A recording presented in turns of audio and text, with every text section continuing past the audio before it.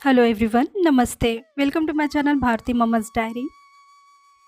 पवित्र शिव पुराण के श्री कोटि रुद्र संहिता के 40वें अध्याय में वर्णित पवित्र शिवरात्रि की कथा अनुसार प्राचीन काल में गुरुद्रुह नामक एक भील अपने परिवार के साथ वन में रहा करता था। उसका कार्य पशुओं का आखेट करना, उनका वध करना, हत्या करना था। इस प्रकार से वह अपने परिवार का भरण पोषण करता था। एक दिवस की बात है, उसके घर में खाने पीने के लिए कुछ भी ना था। तब उसके माता पिता एवं अन्य सदस्य क्षुधा से व्याकुल होकर उस भील से कहने लगे कि हम क्षुधा से मर रहे हैं, कुछ खाने का प्रबंध करो। यह श्रवण कर उस भील ने, उस व्याध ने अपना धनुष बाण लिया और आखेट की खोज में वन को चला गया। संयोगवश वह शिवरात्रि का ही पावन दिवस था। वह व्याध व शिकारी दर दर भटकता रहा, परंतु उसे कुछ भी आखेट प्राप्त न हुआ।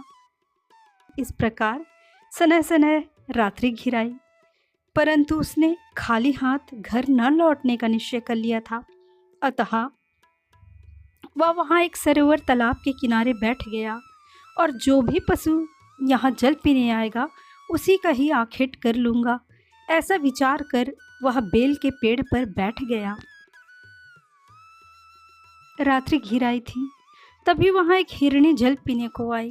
उसे देखकर वह व्याध अपने धनुष पर बाण चढ़ाने लगा। उसी समय ओस में भीगे कुछ बेल के पत्ते वहाँ स्थित शिव जी के ज्योतिर्लिंग पर गिर पड़े, जिससे संयोगवश अनजाने ही उस भील द्वारा प्रथम पहर की पूजा संपन्न हो गई और भील के पापों का नाश हो गया। उस पवित्र व्रत के, उस पूजा के उत्तम पुण्य प्रभाव से उधर भील के धनुष के टंकार से हिरणी सब कुछ जान गई। वह उस भील से प्रार्थना करने लगी, हे भील, तुम मेरा वध करना चाहते हो, मुझे मारकर अपनी क्षुधा शांत करना चाहते हो। यदि ऐसा है, ऐसा करने से आपका कष्ट दूर होता है, तो मैं मरने के लिए तत्पर हूँ, सज्ज हूँ। परंतु तनिक रुक जाएं, मेरे बच्चे अकेले हैं, मैं उन्हें अपनी बहन के पास छोड़ आती हूँ। तब भील को विश्वास दिलाकर वह हिरणी वहाँ से चली गई और वह व्याध, वह शिकारी उसकी प्रतीक्षा में जागता रहा, इसलिए उसे जागरण का फल भी प्राप्त हो गया। कुछ समय पश्चात उस हिरणी की बहन उसे ढूंढते हुई उस तालाब के समीप पहुंची। उसे भी मारने के लिए जब भील ने अपने हाथ में धनुष लिया तो पुनः बेलपत्र व ओंस शिवलिंग पर चढ़ गए। इस प्रकार रात्रि के दूसरे पहर का भी पूजन उसके द्वारा संपन्न हो गया। परंतु उस हिरणी ने भी भील से प्रार्थना करने लगी कि मैं पहले अपने बच्चों को देखाऊं, तब तुम मेरी हत्या कर लेना।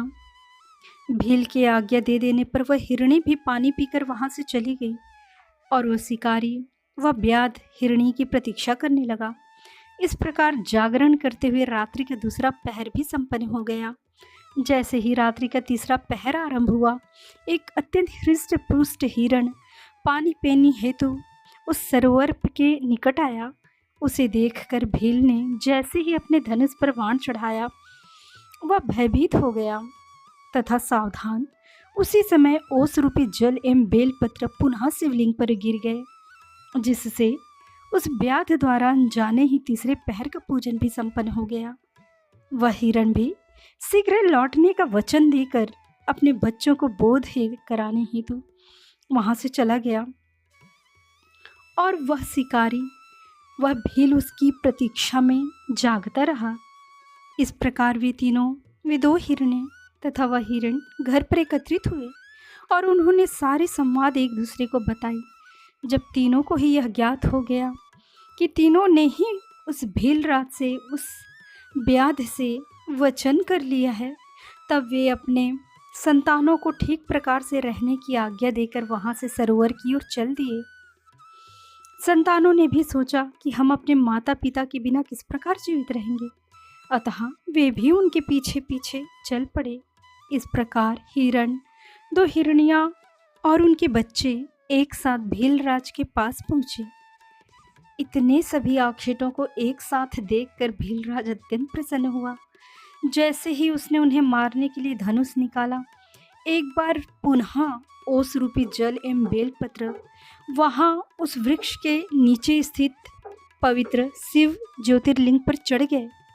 इस प्रकार अनजाने में ही उसके द्वारा चौथे पहर की भी पूजा संपन्न हो गई, जिसके फलस्वरूप उसके सभी पाप कर्म नष्ट हो गए और उसे ज्ञान की प्राप्ति हुई। उसने अपने मन में यह विचार किया कि मुझसे श्रेष्ठ तो ये पशु हैं जो परोपकार के लिए अपने प्राण न्यौछावर करना चाहते हैं, और मैं मनुष्य होकर भी हत्या आदि बुरे कार्यों में संलग्न हूँ।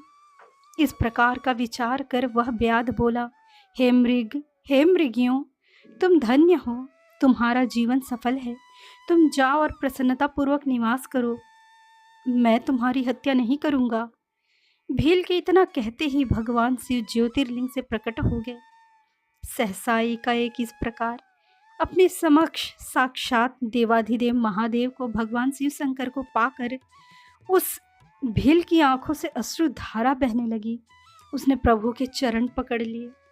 तब भगवान शिव शंकर ने प्रसन्नतापूर्वक उससे कहा, हे व्याधर से, तुम्हारे पूजन से मैं बहुत प्रसन्न हूँ। तुम श्रृंगवेरपुर जाकर आनंद पूर्वक निवास करो। प्रभु श्री रामचंद्र तुम्हारे घर पधारेंगे और उनसे तुम्हारी मित्रता हो जाएगी। अंत में सुखों को भोग कर तुम्हें मोक्ष की प्राप्ति होगी।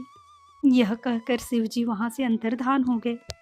इस प्रकार एक पापी व्याध से अनजाने में हुए शिव चतुर्दशी व्रत से, शिवरात्रि व्रत से उसे भोग और मोक्ष दोनों की प्राप्ति हुई। आप सभी को महाशिवरात्रि व्रत पर्व की हार्दिक शुभकामनाएं। हर हर Mahadev. Thank you for watching. जय श्री कृष्णा।